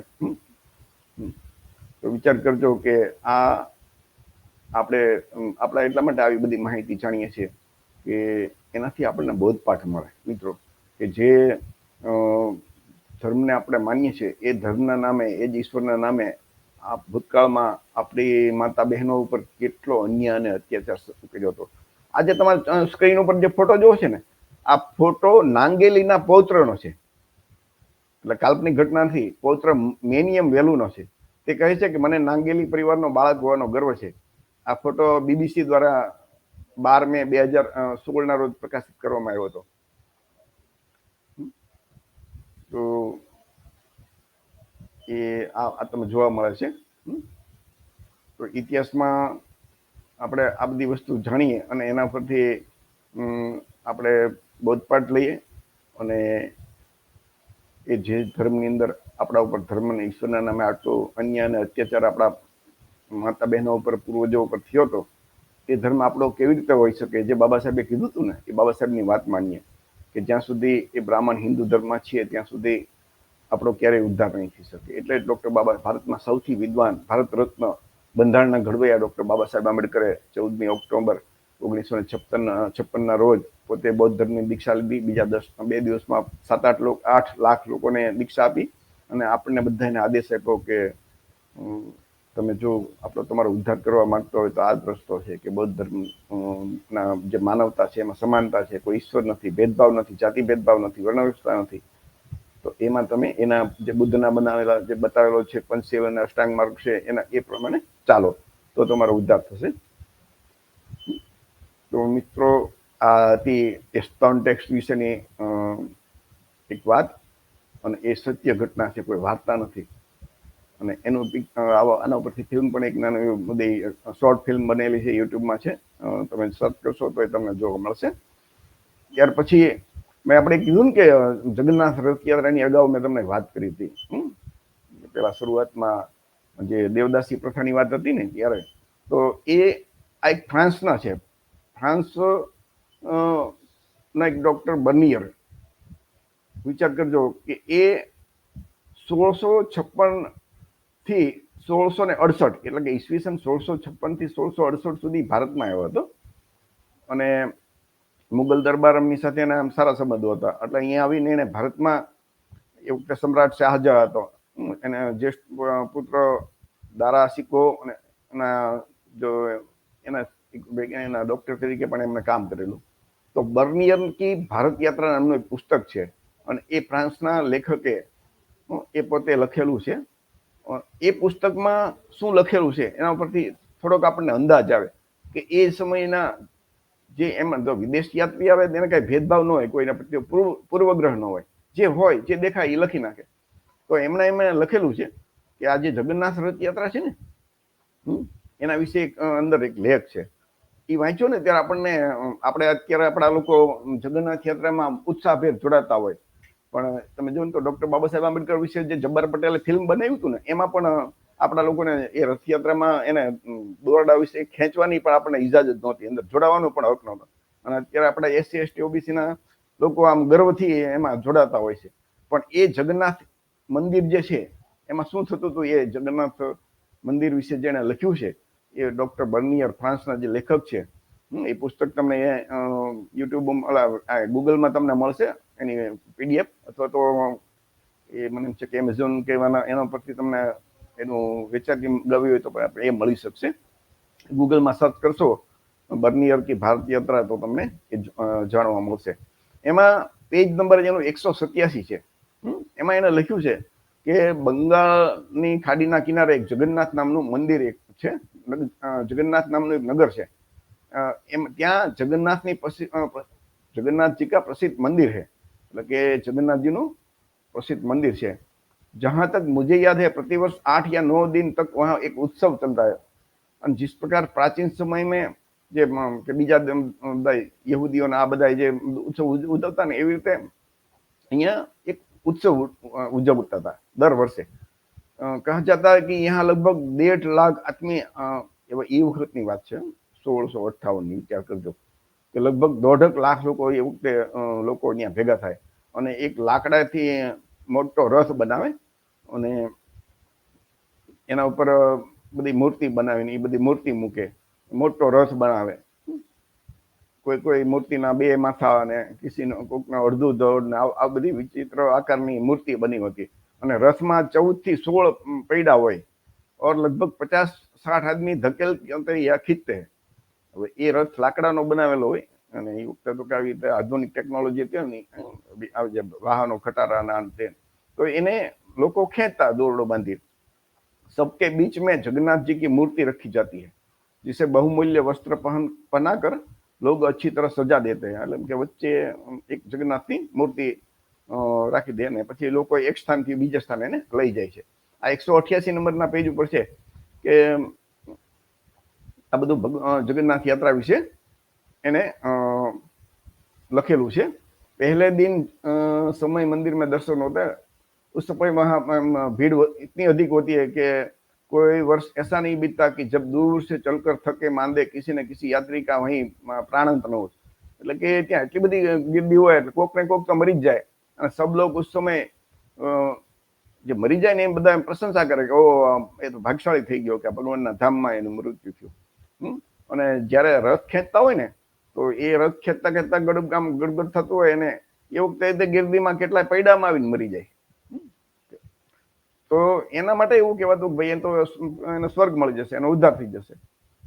તો અમુક તો આપણા જ લોકો અંધશ્રદ્ધાળુ હોય ને વધારે, કોઈ બ્રાહ્મણ પુરોહિત થોડો અંદર એ પૈડા નીચે પડે। તો આપણા શૂદ્રવર્ણના જે આજના ઓબીસી એસસી એસટી છે ને એના પૂર્વજો એ વધારે એને આવી ધર્મના નામે ગુલામ બનાવ્યા હતા, તો એ પૈડામાં હાથે કરીને આવીને પડીને મરી જાય। એટલે કે ભાઈ આ તો એક વીરતા ભર્યું આપણે કાર્યક્રમ કામ કર્યું છે। અને એમ કે પૈડા નીચે આવીને મરી જશે ને તો આવી રીતે એને સ્વર્ગમાં પછી એમ ખૂબ વૈભવ અને સુખ મળે અને એનો ઉદ્ધાર થઈ જશે। આવી માન્યતાઓ ઊભી કરી વિચાર તો કરો। तो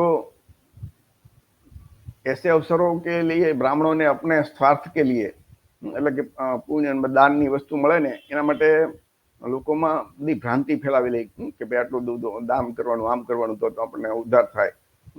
અને બીજું એક જે સૌથી કુપ્રથા હતી કે એક સુંદર કન્યા નો એક જગન્નાથજીની સાથે વિવાહ કરાવી નાખે। વિચાર કરજો, સુંદર કુમારી કન્યા। હવે આમાં એ બર્નિયર એ નથી લખ્યું કે કઈ જાતિ કે વર્ણની, પણ કોઈ પણ જાતિ હોય, કોઈ પણ ધર્મની હોય, કોઈ પણ મહિલા કે કન્યા સાથે જો અન્યાય કે અત્યાચાર થાય એ આપણે કેવી રીતે સ્વીકારી શકીએ?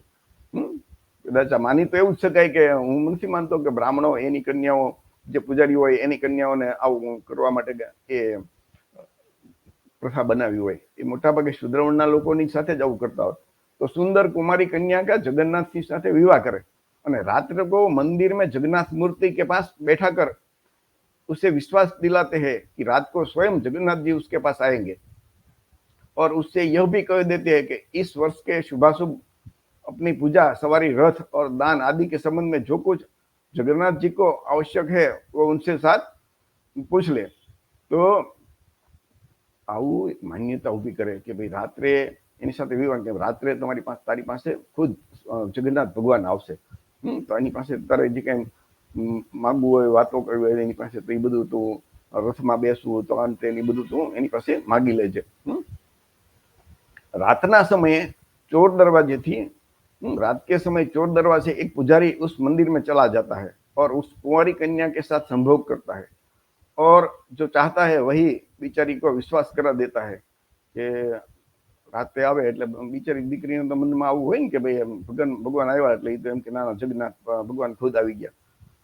दूसरे दिन वह એને બીજે દિવસે પછી રથ ઉપર ઠાઠમાઠ સાથે જગન્નાથજીની જે સહધર્મિણી બનાકર બેઠાવે, પણ એની જિંદગી तो बर्बाद कर नाखी। वहां पहुंचने पर यह ब्राह्मण उससे कहता है कि जो कुछ रात को उसने जगन्नाथनी जो सुना है वो सब लोगों को सुनावे।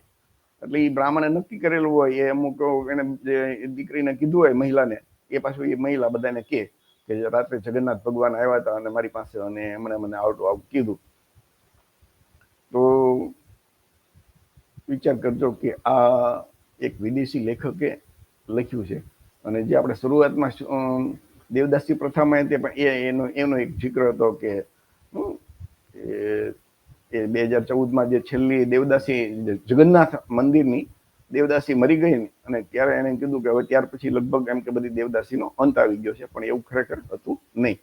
તો આ હતી દેવદાસી પ્રથા। તો વિચાર કરજો કે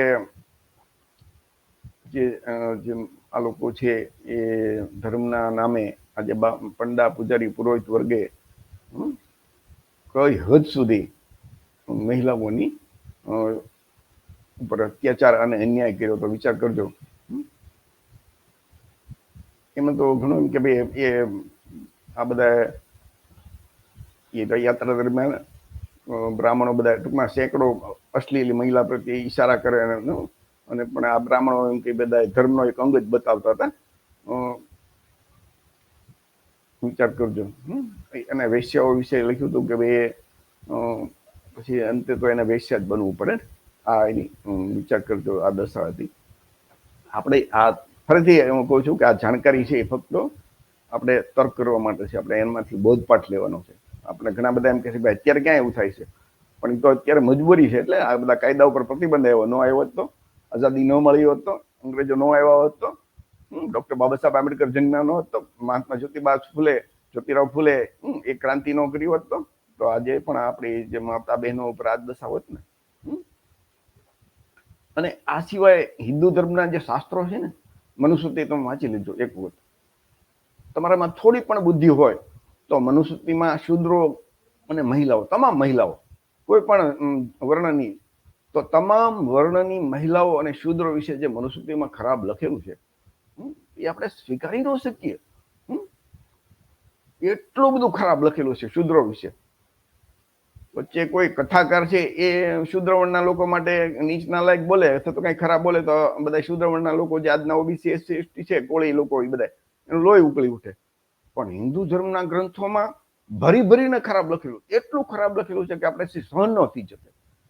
તો કોઈનું લોહી ઉકળતું નથી. એમ કેમ? દરેક વ્યક્તિ જે એસસી એસટી ઓબીસી ની તમામ વ્યક્તિઓ જે વિડીયો જોવે ને એ તર્ક કરો. તમે તમારી જાતને સવાલ પૂછો. તમને કોઈ કહે તો તમે માનો નહીં કે આ ધર્મના નામે એવું હાલતું હોય તો કેવી રીતે તમે સ્વીકારી શકીએ? કોઈ કથાકાર બોલે તો તરત બધા કથાકાર નહીં, પણ આ ધર્મશાસ્ત્રોમાં લખ્યું છે, મનુસ્મૃતિમાં, રામાયણમાં લખ્યું કે ઢોલ ગવાર શૂદ્ર પશુ નારી સકલ તાડના કે અધિકારી. મહાભારતમાં તમે જુઓ તો સ્ત્રીઓનું અપમાન કર્યું છે. હિન્દુ ધર્મના તમે મોટા ભાગના શાસ્ત્રો તમે વાંચશો ને તો એમાં સ્ત્રીઓનું, ગીતામાં, ભગવદ્ ગીતામાં લખ્યું ને કે વૈશ્ય, સ્ત્રી અને શૂદ્રો એનો જન્મ જ પાપ યોનિમાં થયો છે, પણ છતાં મારા ચરણમાં આવે તો એને ઉદ્ધાર કરી દઈશ. એટલે ભાઈ બ્રાહ્મણ, ક્ષત્રિય એને કેમ નહીં?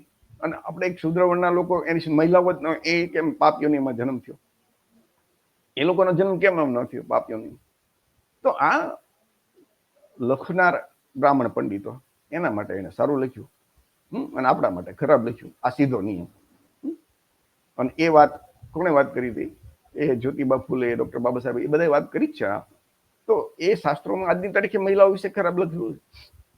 એક બીજી યાદ આવી રીતે વાત કરી દઉં કે એક અંગ્રેજો આવ્યા ને ત્યારે ખરાબ પ્રથા હતી, એટલી ક્રૂર પ્રથા હતી કે શૂદ્ર વર્ણના ઘરે જે યુવાનો પતિ પત્ની લગ્ન કરે અને જે પ્રથમ જન્મે એ બાળક હોય ને, છોકરો, તો એને ગંગામાં નાખી દેવાનો. વિચાર કરજો. તો એનું કારણ શું? તો કે શૂદ્રના ઘરે, શૂદ્રો ઉપર આ લોકો જે સવર્ણો, ખાસ કરીને બ્રાહ્મણવાદી લોકો, મનુવાદી, ખૂબ જ અન્યાય અત્યાચાર કરતા.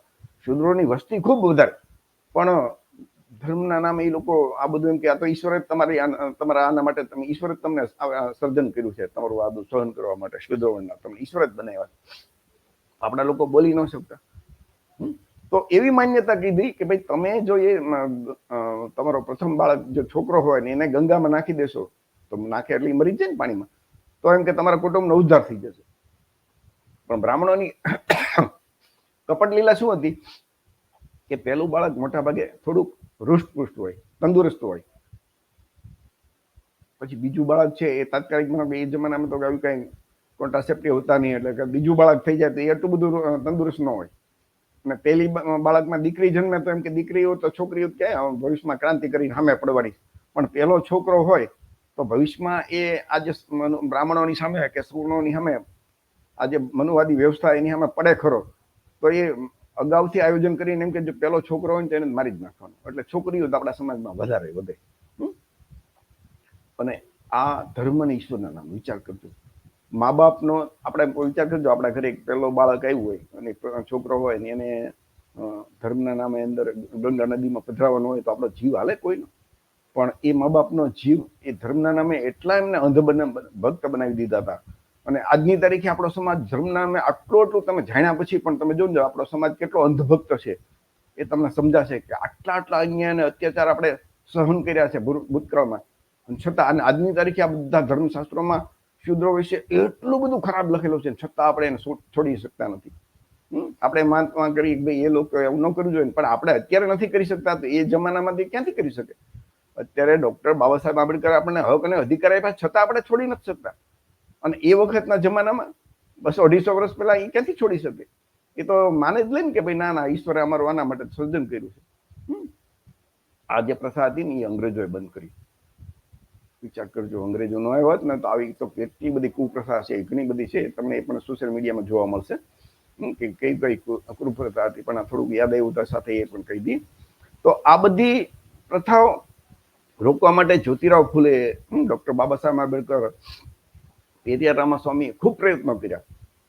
કરશનદાસે તો ખાલી હિન્દુ એના વૈષ્ણવ ધર્મ પૂરી વાત કરી, પણ ડોક્ટર બાબા સાહેબ આંબેડકર, જ્યોતિરાવ ફૂલે અને પેરિયાર રામાસ્વામી તો હિન્દુ ધર્મનો જ એમ કીધું ભાઈ આ જ ખોટો છે. જે ધર્મ જ ખોટો છે તેમાં બધી આવી બ્રાહ્મણોના ફાયદા માટે જ બધું લખ્યું છે. શુદ્રોને ગુલામ બનાવવા માટે જ આખા ધર્મ ગ્રંથો લખ્યા છે. અને એટલે ડોક્ટર બાબા સાહેબ આંબેડકરે, તમે જ્યોતિબા ફૂલેનું ગુલામગીરી વાંચો, પેરિયાર રામાસ્વામીના પુસ્તક વાંચો, ડોક્ટર બાબા સાહેબ આંબેડકરના, અને બાબા સાહેબે તો જે લખ્યું છે ને માનો કે હિન્દુ ધર્મના કૂટ પ્રશ્નો, એ ભારત સરકારે છાપ્યું છે. હું આ ઘરની વાત નથી કરતો. હિન્દુ ધર્મનું તત્વજ્ઞાન નામનું જે પુસ્તક છે, એમાં બાબા સાહેબે સ્પષ્ટ લખ્યું છે કે ખાલી 2 વાક્યોમાં કહીને કે હિન્દુ ધર્મનું તત્વજ્ઞાન શું, તો કે ફક્ત એ બ્રાહ્મણો માટે શ્રેષ્ઠ છે, એના માટે સ્વર્ગ સમાન છે. શૂદ્રો માટે એ કાલ્પનિક જે આપણે નર્ક કહીએ એ નર્ક સમાન છે. વિચાર કરજો, આ બાબા સાહેબના શબ્દો છે. અને છતાં આજે આપણે ડોક્ટર બાબા સાહેબ આંબેડકરના કારણે સારા કપડાં પહેરીએ છીએ, બોલી શકીએ છીએ, આરક્ષણનો લાભ લઈ શકીએ છીએ, નોકરી કરીએ છીએ, આપણને સન્માનથી રહેવાનો હક અને અધિકાર મળે છે. તો બાબા સાહેબની વાત આપણે નહીં માનીએ અને એ જ બ્રાહ્મણોની જે જૂના આપણા માટે અન્યાય અને અત્યાચારનો ધર્મ છે એ આપણે છોડી શકતા નથી. ડોક્ટર બાબા સાહેબ જેવા વિદ્વાન માણસ જયારે ભારતના સૌથી વિદ્વાન જયારે એમ કહેતા હોય કે ભાઈ આ ધર્મમાં રહેવાથી તમારો ઉદ્ધાર નહીં થાય, તો આપણે વિચારવાની જરૂર નથી. છતાં એવું લાગે કે ના એ મારે જાણવું છે તો હિન્દુ ધર્મમાં બધા શાસ્ત્રો હોય, કોઈ વાંચી લ્યો, તમારી પોતાની દૂધનું દૂધ ને પાણીનું પાણી થઈ જશે. તો આ બાબા સાહેબની વાત. અને તમે જો ને તો પેરિયાર રામાસ્વામીના શબ્દો છે કે જે ધર્મ તમને નીચ અને નાલાયક કે ને એવા ધર્મને તમે લાત મારી દો. આ પેરિયાર રામાસ્વામીના. અને એટલે તામિલનાડુમાં તમે જો ને તો સૌથી વધારે ક્રાંતિ થઈ. ત્યાં આજે આજની તારીખે 72-75% આરક્ષણ છે SC ST OBC માટે. શા માટે? કે એને વર્ષો પહેલા પેરિયાર રામાસ્વામીએ જે ક્રાંતિકારી કરી ને, એટલે ત્યાં અંધભક્તો નથી વધારે. આપણા જે OBC ઉદ્રવણના લોકો છે જાગૃત બન્યા. અને આપણે ગુજરાતમાં આપણે અહીંયા અંધભક્તો વધારે છીએ. એટલે અહીંયા ગુજરાતની માનો કે આપણે ઓબીસીની વસ્તી 65% જેવી, છતાં આજની તારીખે આપણી પાસે 27% જ આરક્ષણ છે. કેમ? કારણ કે આપણે અહીંયા અંધભક્તો છે, છોડી નથી શકતા. બ્રાહ્મણોની એ સવર્ણોની ગુલામી કરીએ છીએ, સારી રીતે, માનસિક રીતે, રાજકીય રીતે, આર્થિક રીતે. ડોક્ટર બાબા સાહેબનો એક શબ્દ છે ને કે હું એવા ધર્મને માનું છું જેમાં સ્વતંત્રતા હોય, સમાનતા હોય અને ભાઈચારો હોય. તો હિન્દુ ધર્મની અંદર સમાનતા નથી, વર્ણ વ્યવસ્થા છે, ઊંચ નીચ છે, એ હિન્દુ ધર્મનો પાયો છે. હિન્દુ ધર્મની અંદર સ્વતંત્રતા નથી. શુદ્રવર્ણના લોકોને નીચ, નાલાયક, અધમ જાતિના કીધા. તો ભાઈચારો, જેમાં ઊંચ નીચ, વર્ણ વ્યવસ્થા, ઊંચ નીચ હોય એમાં ભાઈચારો થવાનો જ નથી. એટલે ડોક્ટર બાબા સાહેબ આંબેડકરે 14 ઓક્ટોબર 1956 રોજ બૌદ્ધ ધર્મની દીક્ષા લીધી હતી, જે આપણો ઓબીસી SC ST નો મૂળ ધર્મ છે. અને ઐતિહાસિક સત્ય છે, એમાં કોઈ કલ્પના નથી. જ્યોતિરાવ ફૂલેની વાત તમે કે પૂજા પાઠ કરનાર એ બ્રાહ્મણોનો ધર્મ નથી, ધંધો છે. વિચાર કરજો કે આપણે લોકો ધર્મ માનીએ, ધર્મ નથી, એનો ધંધો છે. અને આપણને ધંધામાં આપણને બરબાદ કરે છે. વિચાર કરજો. તો આપણે આપણા જે પૂર્વજો છે એની વાત માનવી જોઈએ કે નહીં, તમે વિચારજો. બ્રાહ્મણ વાણિયાના બાપ દાદાની વાત શા માટે માનવી જોઈએ? આપણા જે બાપ દાદા શુદ્રવર્ણમાં જે થયા SC ST OBC ના, તો કોણ છે? કે ગૌતમ બુદ્ધ છે, કબીર છે, સંત કબીર છે, પેરિયાર રામાસ્વામી છે, ડોક્ટર બાબા સાહેબ આંબેડકર છે, સાહુજી મહારાજ છે, જ્યોતિરાવ ફૂલે છે. તો આવા જે બિરસા મુંડા છે, આ બધા જે આપણા મહામાનવ થઈ ગયા છે, આપણે એમને બતાવેલા માર્ગ ઉપર ચાલવાની જરૂર છે. સાધુ સંતો તો ઘણા હજારો થઈ ગયા, પણ એનાથી બાબા સાહેબે કીધું કે એનાથી ક્યારેય ઉદ્ધાર નહીં થાય. ઉદ્ધાર કરવો હોય ને તો એ આ જે ક્રાંતિકારી પુરુષો છે ને, જેને આપણને હક અને અધિકાર આપ્યા, એના કારણે એની વાત માનીએ.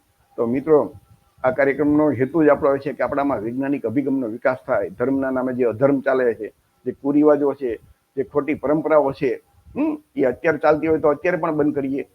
જે કંઈ ચાલતી હોય તમારા વિસ્તારમાં, તમને ખબર હોય કે ક્યાં ધર્મના નામે અધર્મ ચાલે છે, કઈ ખોટી પરંપરા છે. મેં કીધું ને કે ગઈકાલે જોલો જે ભોલે બાબા છે એના સત્સંગમાં 120 જણા મરી ગયા, વિચાર કરજો. લોકો એમ કે ભાઈ આસારામના ભક્તો, તમે વિચાર કરજો, લોકો અંધશ્રદ્ધામાં કેટલા અંધભક્તો હોય છે. આજની તારીખે આસારામના લાખો ભક્તો છે અને એમ જ માને કે ના ના આસારામ તો ભગવાન જ છે, એને ખોટી રીતે જેલમાં ફસાવી દીધા છે. એવી રીતે રામ રહીમના ભક્તો, તો આ ભોલે બાબા જે અંદર આજે ગઈકાલે કાંડ કર્યો ને સત્સંગમાં બધા મરી ગયા, એ ભોલે બાબાના ભક્તોમાં એ જ દશા થવાની. લોકો ધર્મના નામે, આપણા લોકો આસારામના ભક્તોને એમ કે ના એ ખોટા છે, પણ પોતે હિન્દુ ધર્મ છોડી નથી શકતા, એમાં પાછા પોતે સાચા. જે ધર્મની અંદર જે ધર્મમાં શાસ્ત્રોમાં તમને નીચ નાલાયક અધમ જાતિના કીધા છે, જો તમે હિન્દુ છો અને બ્રાહ્મણ ક્ષત્રિય કે વૈશ્ય નથી, તો તમારા માટે નીચ નાલાયક અધમ જાતિના શબ્દો હિન્દુ ધર્મના શાસ્ત્રોમાં લખેલા છે, અને છતાં તમે છોડી નથી શકતા. અને તમે આસારામના ભક્તોને વાંક કાઢો. આસારામ તો કમસે કમ જીવતા તો છે, કોઈ કાલ્પનિક વ્યક્તિ નથી. બ્રાહ્મણોએ તો પૌરાણિક કથા કાલ્પનિક પાત્રો ઉભા કરીને તમને ફસાવી દીધા, તો તમે મૂકી નથી શકતા. આપણે નથી મૂકી શકતા. તમે એટલે કે હું પણ આવી જાઉં, બધા આપણે સૌ. બાબા સાહેબ આદેશ આપ્યો, પણ તમે જો શુદ્રવર્ણના લોકો આજે 1% લોકો, 1% લોકો પણ હજી બૌદ્ધ ધર્મ નથી દીક્ષા લીધી. એનો મતલબ આપણે લોકો આસારામના ભક્તોનો વાંક કાઢીએ, રામ રહીમના ભક્તોનો વાંક કાઢીએ, આ ભોલે બાબાના ભક્તોનો વાંક કાઢશું, પણ પોતે અંધભક્તો થઈને જે ધર્મની અંદર આપણા વિશે ખરાબ લખેલું એને છોડી નથી શકતા. એટલે દરેક મિત્રો, કોઈને આ ધાર્મિક લાગણી દુભાવવા માટે નથી, પણ તમને તર્ક કરો, ચિંતન કરો, અને તમને યોગ્ય લાગે તો માનો, એના માટે આ વિડીયો છે.